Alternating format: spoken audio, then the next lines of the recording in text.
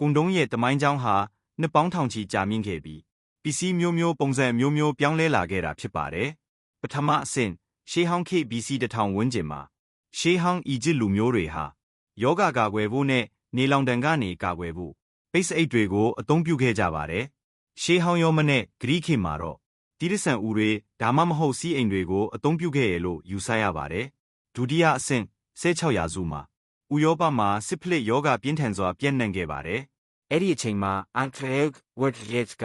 ပိတ်သားအိတ်တွေကိုဓာတုဆေးရည်စိမ်ပြီးအသုံးပြုဖို့အကြံပြုခဲ့ပါတယ်တတိယအဆင့်18ရာစုမှာတိရစ္ဆာန်ဦးနဲ့ပြုလုပ်တဲ့ကုန်သုံးတွေခေတ်စားလာပါတယ်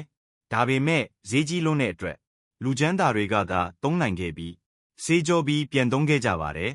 စတုတ္ထအဆင့်19ရာစုမှာအိုင်ဂိုကယာဘာကိုပြုပြင်နေကိုရှာဖွေတွေ့ရှိခဲ့ပြီးပထမဆုံးယာဘာကုန်သုံးတွေထုတ်လုပ်နိုင်ခဲ့ပါတယ်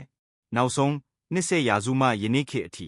ဒေဟန်ကိုအသုံးပြုလာတာကြောင့်ကုန်တုံးတွေပုံမပါလွာပြီးအသုံးပြုရအဆင်ပြေလာပါတယ်ယနေ့ခေတ်မှာတော့ကုန်တုံးဟာ